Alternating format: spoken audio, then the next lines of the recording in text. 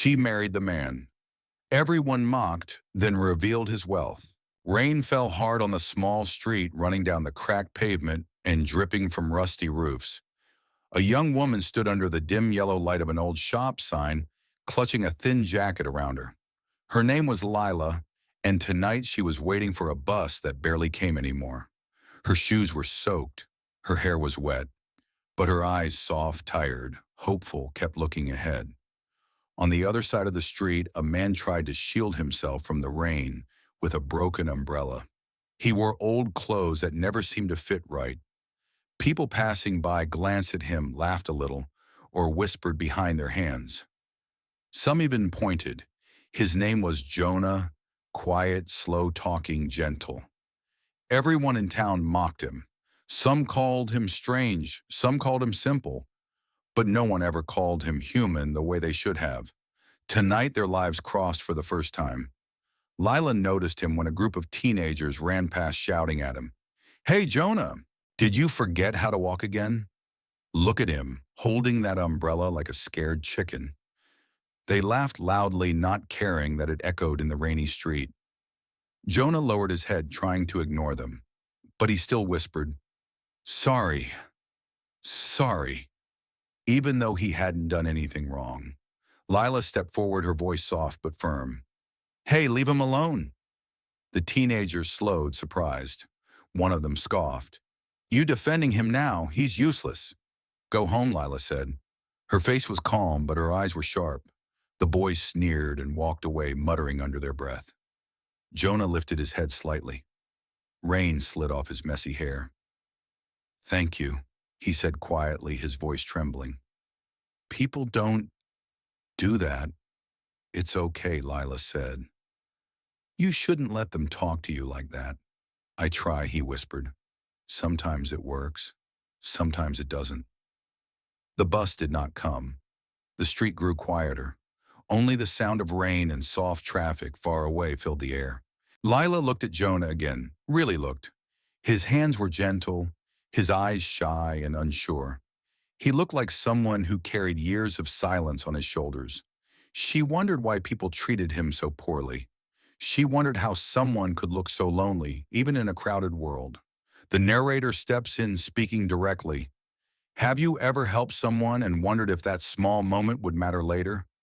Sometimes life changes in the seconds we don't expect." A gust of wind hit. Jonah's umbrella flipped inside out, and he struggled, confused, trying to push it back into shape. "Here," Lila said. She stepped closer, guiding his hands, fixing the umbrella in a few movements. Jonah looked at her like she had just performed a miracle. "You're very kind." "I'm just helping," she said. But deep down, something warm touched her, something she couldn't explain. Jonah hesitated, then asked softly, "Are you cold?" "You look cold." "A little." He handed her half of the umbrella, his hand shaking as he held it above them both. He clearly wasn't used to being this close to anyone. They stood together under the broken umbrella, rain forming a small circle around them. And then suddenly a black luxury car turned onto the street. It slowed down. Its headlights lit up Jonah's face. He froze. His breath caught. He whispered almost too quietly, "Oh no, not tonight." Lila glanced at him. "What's wrong?" The car pulled up beside them. A tinted window rolled down, and someone inside spoke Jonah's name. Lila's heart jumped. Who was inside that car? Why did Jonah look afraid? And why did a luxury car stop for the man everyone mocked? The rain kept falling, but now the air felt different, heavy with mystery. The voice from the car was deep and calm. "Jonah, get in." Jonah's shoulders tensed. He didn't move. Lila looked from Jonah to the black car. She could not see the person inside, just a shape behind the tinted glass. I was going home," Jonah said softly. "In the car," the voice ordered. Not loud but strict. "It's late. You shouldn't be out here alone." Jonah glanced at Lila, eyes full of apology. I have to go," he whispered. "Is everything okay?" Lila asked. He nodded quickly, too quickly. "Thank you for helping me." "Really?" He gave her a small, clumsy smile, then hurried to the car. The driver, a man in a dark suit, stepped out and opened the back door for him. It looked strange, like a scene from another world. The teenagers had called Jonah useless, but someone in a luxury car had come to pick him up. Lila watched as the car drove away, red taillights glowing in the rain. Her thin jacket was soaked and the bus still hadn't come. She shivered. "Who are you really, Jonah?" she whispered to herself. The next morning, the sound of coughing woke her before the alarm did. Lila opened her eyes in the small, cramped room she shared with her mother. The ceiling paint was cracked. The walls were thin. She could hear the neighbor's TV, even though it was only 6 in the morning. Her mother lay on the other bed, head propped up on a pillow, coughing into a towel. Mama Lila sat up at once. "Is it bad today?" Her mother forced a weak smile. "Just a little. My chest feels tight." "Don't worry, my girl. Did you sleep a bit?" Lila said, though her eyes were heavy. "I'll make tea." The apartment had only one real room, a tiny kitchen corner, and a bathroom with a door that didn't close properly. The floor was cold. Lila slipped her feet into worn slippers and walked to the sink. She filled a kettle with water, turned on the small gas stove, and waited. The window above the sink showed a gray sky and laundry lines stretching between buildings. Clothes hung there all year like tired flags. On the table, 3 envelopes lay in a pile. She didn't need to open them to know what they were. Bills, rent, more notices. Her stomach tightened. She chose not to look at them yet, not before breakfast. She pulled 2 cups from the shelf and 1 old jar of cheap tea. Lila, her mother, called weakly. "Yes, Mama. There's some bread left, I think." "Share with your brother. I'm not hungry." "You have to eat," Lila said. The kettle whistled. "I'll bring it." Her younger brother Sam slept on a mattress on the floor near the window. He was 14, thin as a stick, with headphones still around his neck.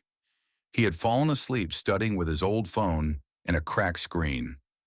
"Sam," she whispered, shaking him gently. "Wake up. You'll be late for school." He groaned, rolled over, then opened his eyes. 5 more minutes. "No," she said, but her voice was gentle. "Tea is ready, and bread." He sat up, rubbing his face. "Do we still have jam?" She hesitated, a little. She spread the last bit of jam between 2 slices, cutting 1 piece in half for Sam and her mother. She took only dry bread for herself. "Tea for all 3, her mother noticed. "Why don't you take some jam, Lila?" "I don't feel like sweets," she lied, sitting on the edge of her bed with her cup.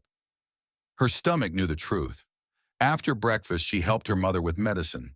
The inhaler and the small white pills were expensive. Too expensive. "We'll need more by next week," her mother said quietly, not looking at her. Lila felt that heavy stone in her chest again. "I know. And the rent, I'll talk to Mr. Huang," she said. "Maybe he can wait 1 more week." She forced a smile. "He likes me, remember.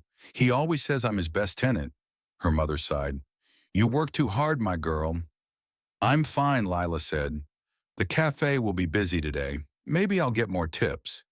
She changed into her work clothes, black pants, a white shirt, and a cheap black apron with the cafe logo. The shirt was slightly too big, but it was clean. She tied her hair back into a ponytail and checked herself in the small mirror. Her eyes had dark circles, but they still held some light. On her way out, she saw old Mrs. Ramos, their neighbor, struggling with a bag of trash at the door. "Good morning," Auntie Lila said. She always called her that, though they weren't related. "Oh, Lila, sorry to block the way," the old woman said, breathing hard. "This bag is heavy. I'll take it," Lila said, grabbing the bag at once. It smelled bad, but she didn't show it. She carried it down the 4 flights of stairs and out to the street. "You're an angel," Mrs. Ramos said when she came back up. "May God bless you. One day your kindness will come back to you." Lila smiled weakly. She hoped it was true, but hope didn't pay rent. Outside, the city was waking up. Buses were already full. People moved fast, eyes on their phones, coffee cups in hand. Lila walked quickly toward the cafe where she worked 6 blocks away. Inside, she tied her apron tighter and started her shift. Lila, you're late, her boss called from behind the counter, though she was only 3 minutes past time. I'm sorry, Mr. Huang. My mother. We all have problems, he cut her off. Move faster. We have customers. Yes, she said softly and went to clean tables, serve coffee, bring plates of eggs and toast. All morning she smiled and said, good morning and enjoy your meal and thank you, come again, even when her feet ached and her head felt heavy. When she could, she slipped extra napkins to a tired mother with 2 kids or filled the water glass for the old man who always counted his coins very slowly. At noon, there was a short break. She leaned against the wall near the back door, breathing in the cool air from the alley. She thought again of Jonah, of the way people laughed at him, of the black car that had come for him. Who was in that car? A relative, a boss, someone rich. Why did he look so afraid? Lila, Mr. Huang shouted. Break is over. There's a new customer at table 5. Go. She wiped her hands on her apron and walked back into the cafe. Table 5 was near the window. When she saw who sat there, she stopped for half a second. Jonah. He sat with his back straight, clothes a little cleaner than last night, but still simple. His hands were folded tightly on the table like he was holding himself together. He looked out of place in the busy cafe. He looked up and saw her, his face bright and nervous and happy at the same time. Hi, he said, almost whispering. You're here, Lila said, surprised. I wanted to find you, he said, to say thank you, and also because someone wants to talk to you. Someone, she repeated. He nodded, swallowing hard. He's outside? Lila's heart beat faster. She glanced at the window. Through the glass, she saw it. The same black luxury car parked across the street. Waiting. The cafe suddenly felt too bright, too loud. Plates clattered. Customers talked. Steam rose from the coffee machine. But Lila could focus only on the black car parked outside and Jonah sitting nervously at table 5. She took a slow breath. Jonah? Who is outside? Jonah touched the edge of his shirt, twisting the fabric between his fingers. He's someone important. And he wants to meet you because of what you did yesterday. I didn't do anything special, she said quietly. You defended me, Jonah whispered. People don't defend me. Before she could answer, the cafe door opened. A man stepped in. He wore a dark blue suit, perfectly pressed.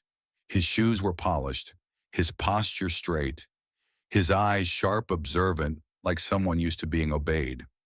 He looked to be in his mid-40s, strong-build, clean-shaven face, and a quiet confidence that filled the room.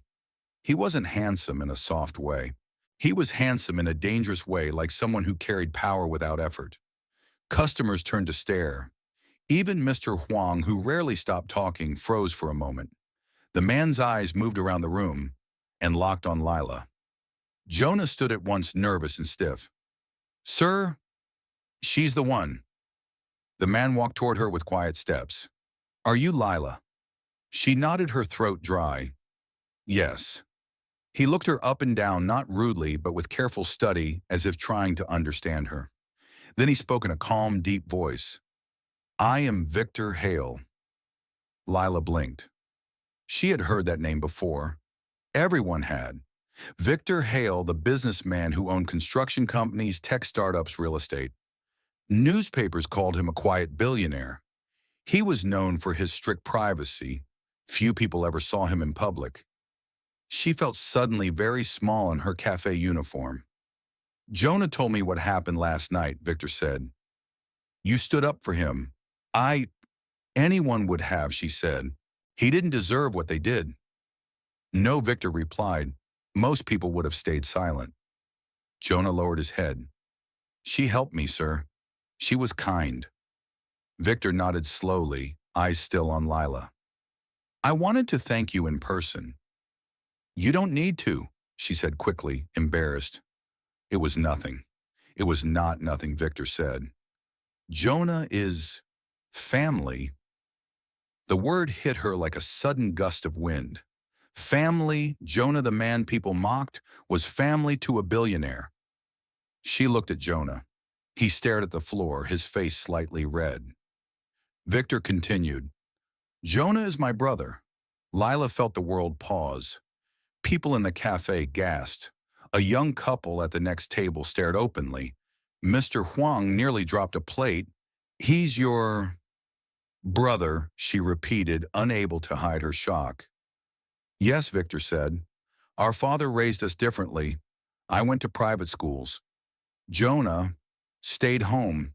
He grew up quiet, gentle, more sensitive than the world allows. People misunderstand him. Some mock him. His voice darkened slightly. I do not tolerate disrespect toward him.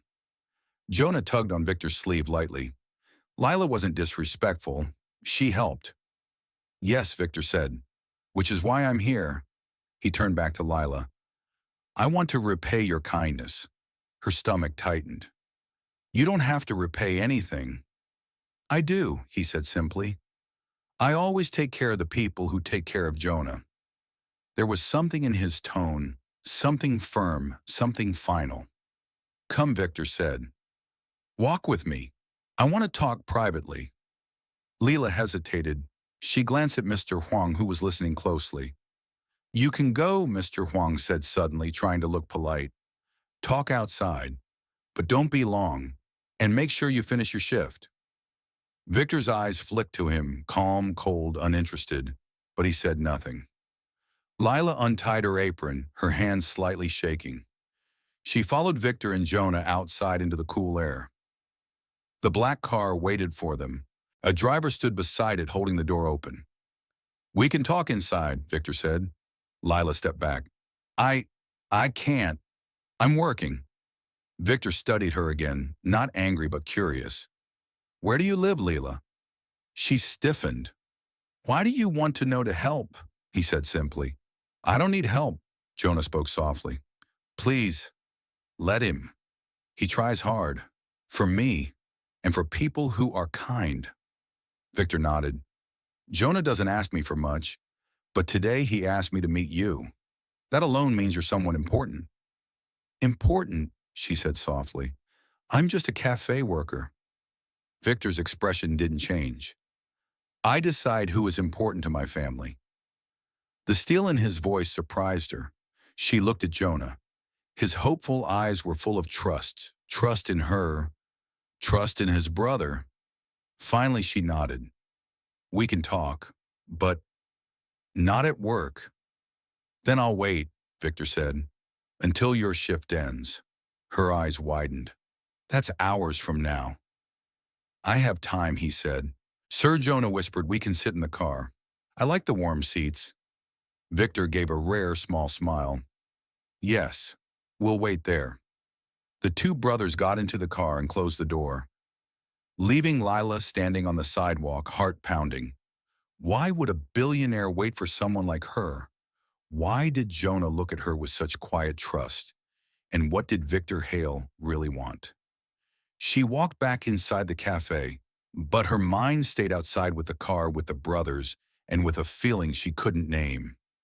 Hours later, when the sun lowered and her shift finally ended, she stepped outside again. The black car was still there, and Victor Hale stepped out, straightened his suit jacket, and said, Lila, come. There's something you need to know about Jonah, and about the people who hurt him.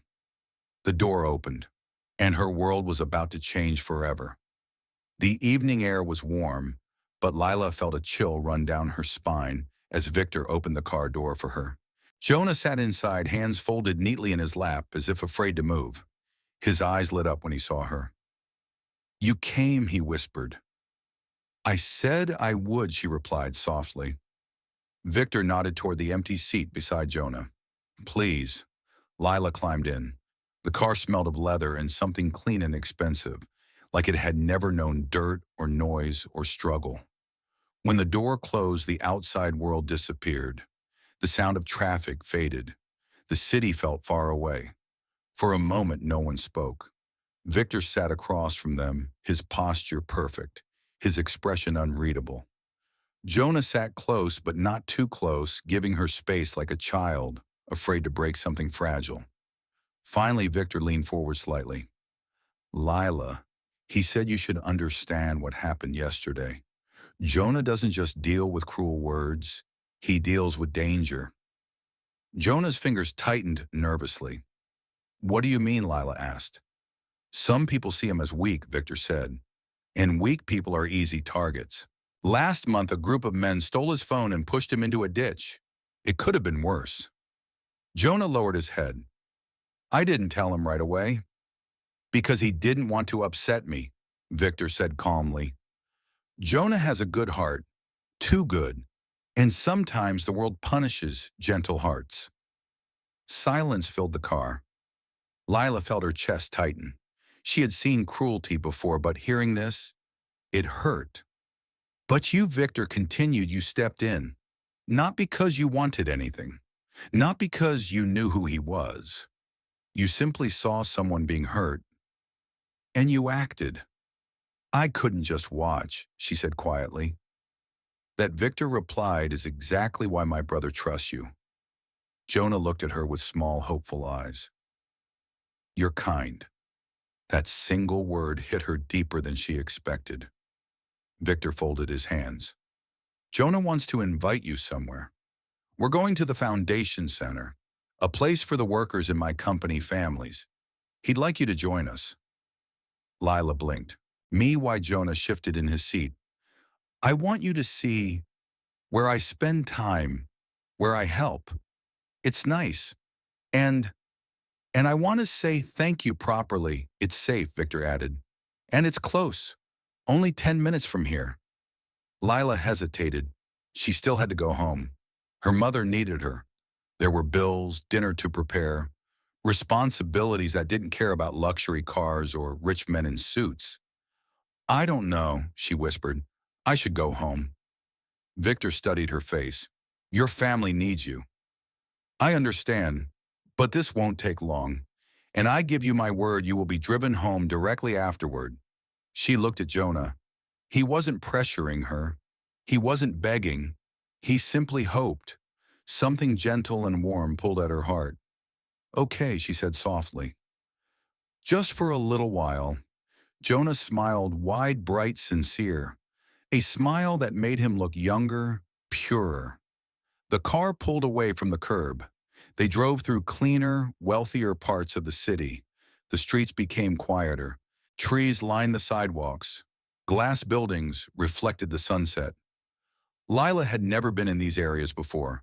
She hugged her bag a little tighter, unsure if she belonged here. They stopped in front of a large building with a silver sign, Hale Community Center. Jonah looked excited. I come here 3 times a week. Victor stepped out first. The driver opened the door for Lila and Jonah. Inside the center was bright and warm.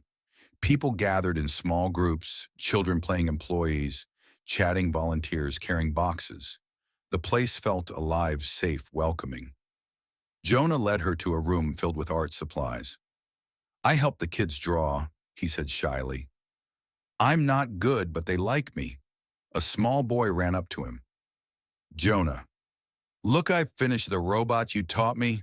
Jonah laughed softly. Proud. It's perfect. The boy noticed Lila. Who's she? Jonah froze, unsure how to introduce her. Victor stepped in smoothly. A friend. Lila felt a strange warmth in her chest. A friend. Not a stranger. Not a nobody. Not someone the world ignored. A friend. For an hour, she watched Jonah help the children glue paper shapes, choose colors, and draw clumsy, adorable pictures. He wasn't strange. He wasn't weak. He was gentle and patient. 2 qualities the world often didn't value. Victor stood beside Lila, arms crossed lightly. He loves this place, he said. It's where he feels safe, where people treat him with dignity. He's good with them, Lila said. He's good with everyone, Victor replied. He just grew up differently. Lila glanced at him. Different doesn't mean less. Victor looked at her for a long moment. That he said quietly is why Jonah chose you. She swallowed. Chose me, Jonah sees people clearly, Victor said. He knows who is safe, who is honest, who is cruel. He paused. He rarely asked for anything, but today he asked if he could show you his world. Lila watched Jonah laughing with a group of kids holding up a drawing proudly. I'm glad I came, she whispered. Victor nodded once. Good. But then his expression changed, shifting from calm to serious in a single breath. Lila, he said, I need to ask you something important. She turned to him. His eyes were sharp, focused. Have you noticed anyone following you recently? Anyone watching your building? Her heartbeat skipped. What, why? Because Victor said quietly, the men who hurt Jonah last month, those same men were seen again near your neighborhood. Layla froze. In this city, Victor continued, good people get hurt when others think they are alone. He looked her straight in the eye. You helped my brother. Now let me help you. Lila opened her mouth, but before she could speak, a loud crash echoed from the hallway. Victor turned sharply. Jonah gasped, and the center doors slammed open. The crash echoed through the bright community hall like a thunderclap. Children froze. Volunteers turned in confusion. Lila's heart jumped as she looked toward the entrance. Victor moved first, calm, controlled, deadly focused. He stepped out of the art room and into the hallway, Jonah and Lila following close behind. 3 men stood there. Their clothes were rough hoodies, dirty jeans, cheap sneakers. One had a scar across his cheek. Another carried a small metal pipe in his hand. The third leaned against the wall like he owned the place. Jonah recoiled the moment he saw them, his voice trembling. Those are the men from last month.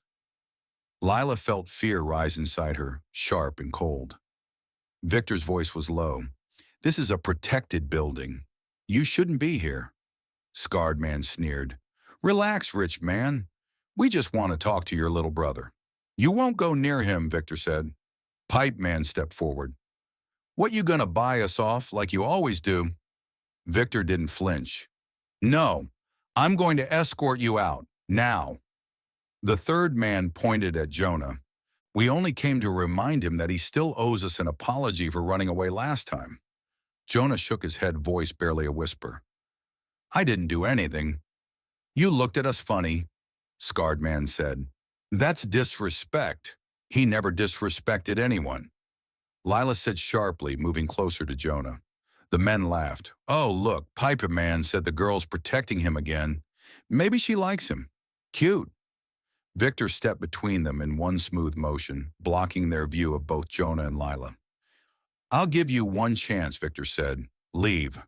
Scarred Man smirked and opened his mouth to reply. Then the security guards finally ran down the hall. 2 men in black uniforms came to a stop beside Victor. Sir, we got the alert. Should we remove them? Victor nodded once, immediately. The guards grabbed the 3 intruders. The men swore and fought back, but they were dragged out fast, their voices fading as the doors slammed shut behind them. The hallway fell silent. Jonah was shaking. Lila held his arm gently. It's okay. They're gone. They followed me. Again, Jonah whispered, eyes wide. Victor placed a hand on his brother's shoulder. Not anymore. I'll increase security around your routes. This won't happen again. Jonah swallowed, trying to calm himself. Lila rubbed his arm slowly, warmth and kindness in every touch. Victor watched the 2 of them for a moment, Jonah trembling. Lila steady and gentle. Something softened in his expression. You care about him, he said quietly to Lila. Of course I do, she answered. Jonah looked at her with shy gratitude, like her words were a small miracle. The confrontation changed something, not just for Jonah, for all 3 of them. After the intruders were removed, they spent the next hour sitting in Victor's office trying to calm Jonah with warm tea and quiet conversation. The office was large glass walls, tall bookshelves, a dark wooden desk, but somehow peaceful. Jonah held the teacup with both hands. I don't want to be trouble. You're not trouble, Lila said softly. People like them are trouble. Victor nodded. She's right. Jonah looked down. But you always have to protect me. Victor sat beside him. That's because I want to, not because you're a burden. Lila watched them, two brothers from different worlds yet tied tightly together. Jonah's vulnerability, Victor's quiet protectiveness. It made Lila's chest ache, but not in a bad way. It made her want to help, too. After a few more minutes, Jonah finally calmed, breathing normally again. Victor stood. Lila, I'm taking you home now. She blinked. You really don't have to, I insist, he said. The men who showed up here have already been reported, but I don't trust the streets tonight. Jonah nodded quickly. Please let him drive you. I feel better that way. His words were so sincere that Lila couldn't refuse. The ride home was quieter. Evening lights shimmered through the tinted windows. The city looked softer from inside the car. Jonah leaned against the seat, tired but calmer. Lila sat beside him, watching the streets pass. Victor sat across from them, watching her. You handled that situation well, he said suddenly. She blinked. Me? Yes, Victor said matter-of-factly. Most people panic. You didn't.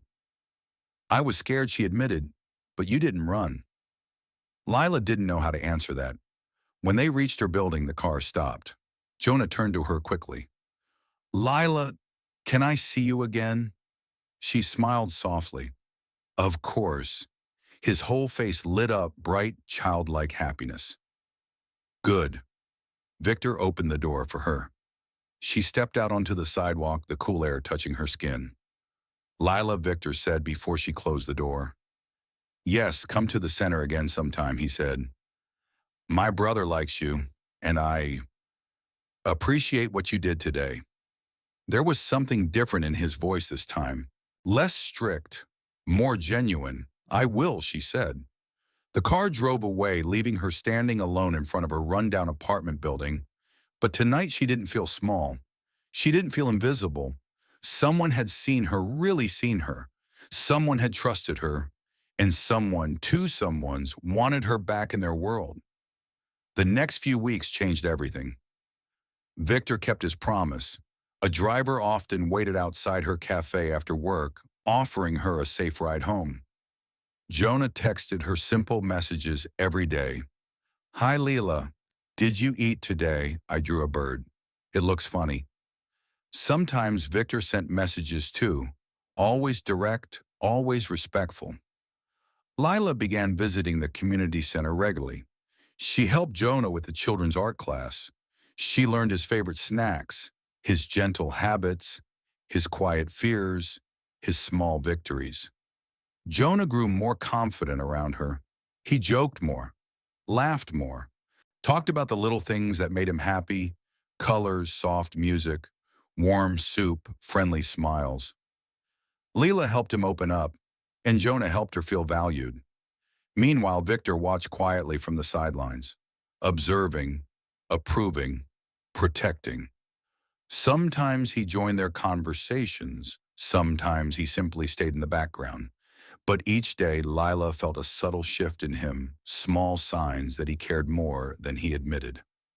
One afternoon while the children were painting, Victor whispered to her, Do you believe one act of kindness can really change a destiny? Lila looked at Jonah, smiling across the room. Yes, she said softly. I think it can.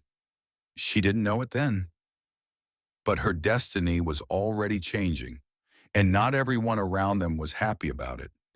In the shadows of Victor's world, someone was watching, someone jealous, someone who wanted to remove Lila before she ever got too close. Jealousy has a strange way of hiding in plain sight. It waits, it watches, it smiles politely until it sees the perfect moment to strike. For weeks, Lila didn't notice anything wrong. She kept helping Jonah with the kids.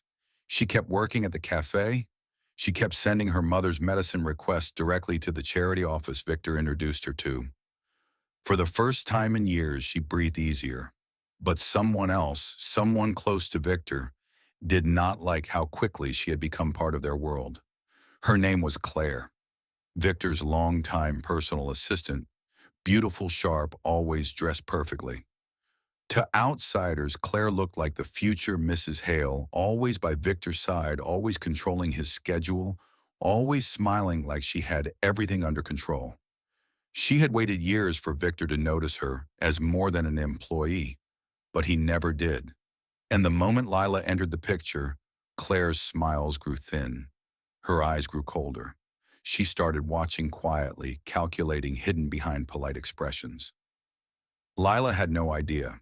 Jonah didn't understand the danger, but Victor sensed tension. He didn't show it, but he was watching too. The trouble began quietly. One afternoon, while Lila was passing out paper to the children, Claire walked into the art room wearing an expensive beige coat and a perfectly polished smile. "Oh," Claire said sweetly, "you must be Lila. Jonah talks about you all the time." Lila smiled politely. "Yes, nice to meet you." Claire looked her up and down in a slow, assessing way, as if Lila were a stain she couldn't remove. "So you volunteer here?" Claire asked. "I help Jonah with the kids," Lila said. "They like him a lot." Claire kept smiling. "That's adorable." The children tugged at Jonah's sleeves, laughing and showing him their drawings. He giggled with them, happy and free. Claire's smile tightened slightly. "Well," Claire said, "just be careful not to distract him too much. He needs a simple environment. Too much change can confuse him." Lila frowned. "He's doing great." "Oh, I'm sure he is," Claire replied with a light fake laugh. "But you know, people like him can get attached easily. And when they get attached, they get hurt easily too." Something cold slid down Lila's spine. Was that a warning? Claire didn't give her a chance to answer. She turned sharply, heels clicking, and left the room without another word. Lila felt a strange heaviness in her chest. That was the first sign. The second came a few days later. Lila arrived at the community center after her shift, but when she walked in, one of the new security guards blocked her path. "Sorry, miss," he said. "We can't let you in." She blinked. "What? Why I come here all the time?" The guard checked a paper in his hand. "Your name isn't on the approved visitor list." "That's impossible," she said. "Victor Hale himself," Miss the guard interrupted, firm but not rude. "We follow the list. If you're not on it, you can't enter." Lila's stomach tightened. "Can you call Jonah or Victor?" The guard hesitated. "We're not allowed to disturb Mr. Hale during meetings." Lila stood there for a moment, confused, embarrassed, and suddenly unsure of her place. Then footsteps. Jonah rushed down the hallway breathless. "Lila, why are you outside?" "They won't let me in," she said quietly. The guard turned startled. "Mr. Jonah." "I didn't know." Jonah grabbed Lila's hand gently and pulled her forward. "She's with me. Always." The guard stepped back. "My apologies. There must have been a mistake." But it wasn't a mistake. Someone had removed her name from the list. Someone who had access. Someone who wanted her gone. Behind a glass wall, Claire watched everything with a soft, satisfied smile. The third sign came later that same week. Lila arrived home from work to find her mother sitting at the table with a letter in her trembling hands. "What's wrong?" Lila rushed over. Her mother held out the envelope. "This came for you." It was from the medical charity program, the same program Victor arranged to help her mother get medication. Lila tore it open. Her heart dropped. "Your application has been rejected due to contradicting information. We are unable to provide support at this time." What Lila whispered. Contradicting information. What information? I sent everything honestly. Her mother looked worried. "Did you make a mistake?" "No," Lila said firmly. "I didn't. Someone else must have changed something." Her hands shook. Her mother squeezed her arm. "Maybe it's just a delay. You can talk to the office tomorrow." Lila nodded, but a cold truth gnawed at her. This wasn't a coincidence. Someone was sabotaging her. and she had a very good idea who. The next day, she confronted Claire directly. She found her in Victor's office, typing rapidly at her laptop. The room smelled of expensive perfume. Everything was clean, organized, perfect, exactly like Claire's smile. "Claire," Lila said, stepping forward. Claire didn't look up. "Hello, Lila. Do you need something?" "You removed my name from the visitor list," Lila said, "and the charity program rejected our application. Did you interfere with it?" Claire paused. Then she closed her laptop gently and looked up with a slow, cold smile. "Lila," she said sweetly, "you're a nice girl, but you don't belong here." Lila's heart clenched. "This isn't your decision." "But it is," Claire replied lightly. "It's my job to protect Victor and his family from unnecessary complications." "I'm not a complication," Claire laughed softly. "You're a poor cafe girl from a broken neighborhood. You think I let you get close to them, especially to Victor." Lila stepped back slightly. "This isn't about Victor. It's about Jonah." Claire's eyes flashed. "Jonah is vulnerable. He doesn't understand people the way others do. I won't let someone like you manipulate his kindness." Lila's voice trembled with anger.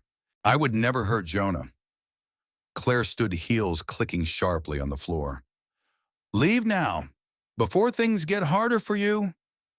Lila turned to go, but the door opened before she could move. Victor stepped inside. He looked at Claire, then at Lila. His expression changed instantly from neutral to icy sharp. "What's going on here?" he asked. Claire smiled. "Just a misunderstanding," "Stop," Victor said quietly. "Lila, talk." Lila swallowed. "Claire removed me from the visitor list. She blocked my mother's charity application, and she told me I don't belong here." Silence. Claire's smile cracked. "Victor, she's lying." Victor turned toward Claire with a look so cold it seemed to freeze the air. "You did what Victor—" "Wait. Answer me." Claire tensed. "I was protecting you. And your brother. From her influence. She's a nobody." Victor's voice cut through the room like a blade. "Claire, you crossed a line." Her eyes widened. "Victor, you insulted someone who did nothing but help my brother. You interfered with my family. And you tried to sabotage support for a sick woman." Claire took a step back. "I did it for us. I did it because I love you." Victor didn't blink. "You don't love me. You love my status." Claire's face flushed with humiliation and anger. Victor turned to the security guard outside the door. "Escort Claire out of the building. Effective immediately, she is dismissed. She is not allowed to return." Claire gasped. "Victor, you can't." But the guards were already at her side. She fought. She cried. She begged. "Victor, don't throw me away for her. She's nothing but Victor." Hale didn't even look at her as she was dragged out. He looked only at Lila. "Are you all right?" he asked softly. Lila felt her eyes sting. "I didn't mean to cause trouble." "You didn't," he said. "You revealed it." He stepped closer, voice low, sincere. "You are welcome here. You will always be welcome." Behind him, Jonah peeked around the corner, eyes worried. "Lila, are you okay?" She smiled weakly. "I'm okay," Victor exhaled. "Good, because from today on, no one will ever hurt you here again." And for the first time, Lila realized something. Victor wasn't just protecting Jonah anymore. He was protecting her too. For the first time in a long while, Lila walked into the community center without fear, without hesitation, and without feeling out of place. The guards greeted her with warm nods. The staff smiled when she passed. Children ran up to her with drawings. It felt like the weight that had been pressing on her chest was finally gone. Claire was gone. The tension was gone. The cold stares were gone. But something new filled the air. Now a hum of warmth, gratitude, and something deeper that grew quietly between Lila and the two brothers. Especially Victor. A week after the confrontation, Victor invited Lila to his office, not because of trouble, but because Jonah wanted to show her something. When she entered, Jonah stood proudly beside a large table covered with arts and crafts. Paints, paper, flowers, clay figures, everything colorful. "Lila," he said, beaming, "we made these for you." She laughed softly. Jonah nodded. "The kids helped. It's a thank you gift." Victor stood near the window, watching with a rare soft smile. He planned all of this himself. Jonah picked up a bouquet of paper flowers and held it out to her. "They don't die," he said happily, "so you can keep them forever." Lila's throat tightened. Her eyes warmed. "Jonah, this is beautiful." He smiled in that bright, innocent way that made the whole room lighter. "You make me feel safe, so I wanted to make something that makes you happy." Lila hugged him gently. "I'm blessed to know you." Jonah hugged her back immediately with no hesitation. Victor watched the scene quietly, his expression unreadable, but his eyes filled with something warm and vulnerable. After Jonah returned to the children's area, Victor gestured for Lila to sit. He took the seat across from her, hands folded neatly. "Lila," he began, "I want to talk about what's next for you." She blinked. "Next, you've been helping my brother. You've supported him in ways no one else could. And after what happened with Claire, I want to make sure you feel safe, protected, respected." "I do," she said softly. "But I also want more for you," Victor said. "Your life shouldn't be filled with fear or bills you can't pay. You deserve stability." She smiled faintly. "You've already done so much." "I haven't done nearly enough," he replied. There was something sincere, almost gentle in his voice, something she had not expected from a man like him. "If you're willing," he continued, "I'd like to offer you a position at the community center." "A paid one." She froze. "A job," she whispered. "Yes," Victor said. "Helping Jonah, helping the children, helping the families who come here. You already do all of it naturally. We'd simply make it official." Layla's breath caught. "Victor, I don't know what to say." "Say yes," Jonah called from the hallway, waving enthusiastically. Lila laughed through the warmth rising in her chest. I would love to." Victor nodded with a small, relieved smile. "Good. Then it's settled." The following weeks were full of healing. For Jonah, who became more confident and joyful with Lila by his side. For Lila, whose mother's medicine was fully approved again, and whose financial fears slowly eased. And for Victor, who for the first time in years allowed his walls to come down. He started spending more time with them. Not because he had to, but because he wanted to. He joined Jonah's art classes occasionally. He shared meals with them. He learned to relax around Lila, even laugh quietly at Jonah's jokes. There were small moments, soft, unexpected moments, where something deeper sparked between them. Like the evening they walked Jonah home together, and Jonah fell asleep in the back seat. The city lights reflected softly in the car windows. Lila brushed a strand of hair from Jonah's forehead. "He looks peaceful," she whispered. "He feels safe with you," Victor said quietly.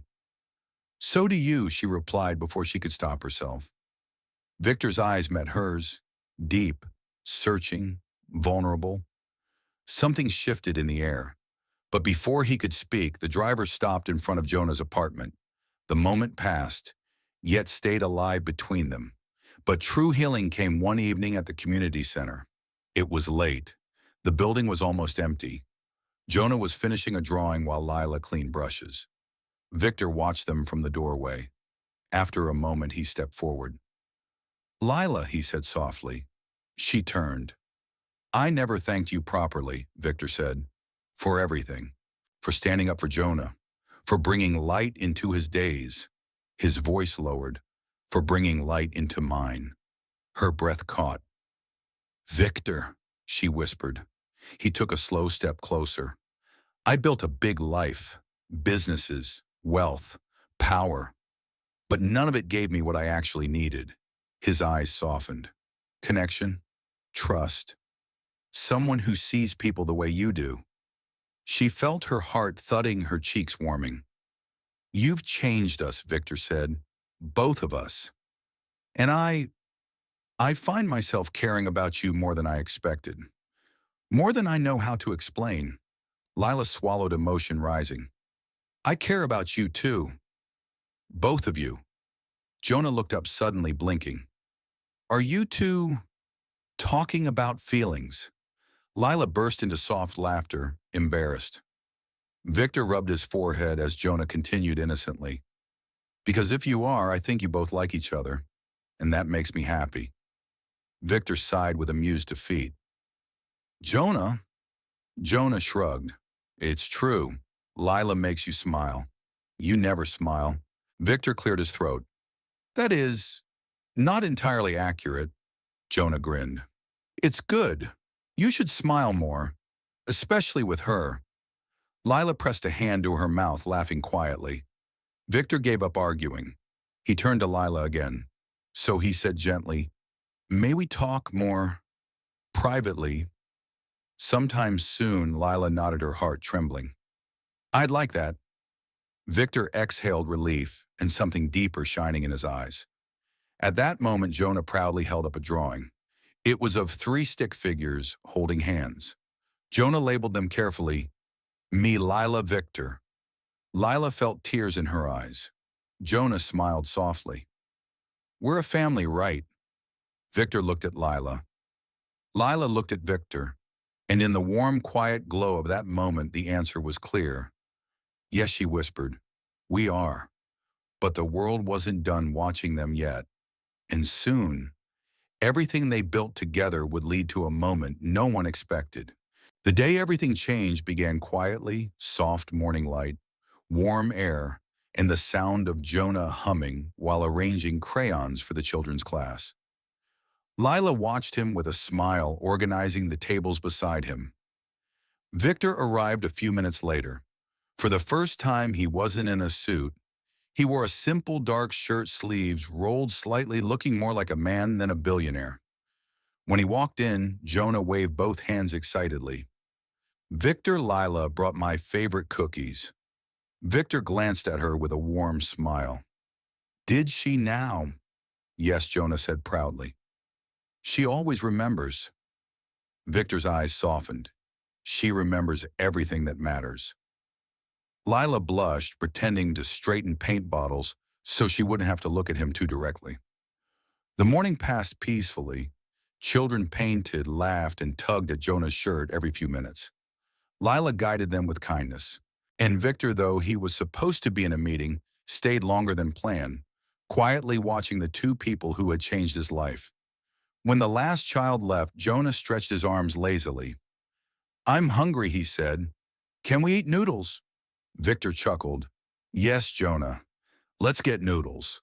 Lila grabbed her bag. I should head home and cook for my family. But Jonah grabbed her hand gently. Come with us. Please, we always eat together now. Lila hesitated. Victor stepped closer. Join us, if you'd like. His voice was soft, hopeful, almost shy. She smiled. Okay. They walked to a small noodle shop nearby, the kind with simple plastic chairs, warm broth, and an old TV playing music videos. Jonah ordered as usual. Victor let Lila choose for him. They ate together like a small, happy family. Jonah told stories that made no sense but made both of them laugh. Victor listened quietly, smiling often, sharing comments in that dry, understated way only he could. After lunch, the 3 of them stepped onto the sidewalk. The sun was warm. Jonah skipped a little ahead, humming to himself. Victor walked beside Lila. I've been thinking, he said slowly, about us. Lila's heart fluttered. Us, Victor nodded. I don't want to assume anything, but I feel something strong when I'm around you. His voice dropped slightly. Something real. Lila swallowed gently. I feel it too. They stopped walking. Jonah kept humming, chasing his shadow on the sidewalk. Victor turned fully toward her. Lila, he said, voice low and sincere, Would you let me be part of your life, truly not just as Jonah's brother, but as someone who cares for you? Her breath caught. She had never been asked anything so openly, so honestly. She nodded. Victor took her hand carefully as if afraid she might disappear. Jonah turned around and saw them holding hands. He clapped loudly. Yay! You're together, I knew it. Lila laughed and Victor shook his head fondly. The three of them kept walking hand in hand, humming, laughing, three people from three different worlds, somehow fitting together perfectly. Months passed. Lila's mother recovered well. Sam grew healthier with better food and safer routines. Lila's family never struggled with medicine or bills again. Lila, now an official coordinator at the community center, worked closely with both Jonah and the children, building a life she loved and believed in. Victor visited often, sometimes to work, sometimes to see Jonah, and sometimes just to see her. Their relationship grew in quiet, steady ways: evening walks, simple meals, soft conversations, moments where Jonah would sit between them, smiling because he felt complete. Then one afternoon at a quiet park near the center, Victor took Lila's hand again. Lila, he said softly, I never told you the truth about Jonah's wealth. She blinked. Wealth, Jonah has wealth. Victor nodded gently. Everything I own belongs to both of us. Our family built it together. But Jonah, because of the way the world treated him, never liked people knowing who he really was. He hides his wealth. He hides his name. He pretends to be invisible. Lila's heart softened painfully because people mocked him. Yes, Victor said. People laughed at the man who could buy their entire street. But he didn't care. He only cared about kindness. He only trusted hearts, not money. Lila looked at Jonah sitting on a bench, feeding pigeons, humming softly. He never showed his wealth, Victor continued, until now. Jonah turned around and held up the bracelet he always wore, plain, worn simple. But this time he opened it. Inside, engraved in gold, was the Hale family seal. Jonah smiled at her. Lila, now you know, I'm not poor. I just don't like being rich. Lila felt tears rise.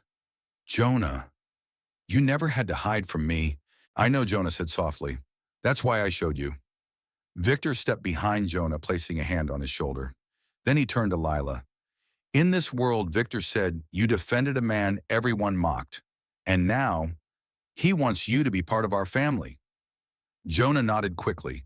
Yes, be with us. Always. Lila covered her mouth, overwhelmed. Family. That word had been broken in her life for so long. Now she was being offered a new one, a true one, made of kindness, made of loyalty, made of love.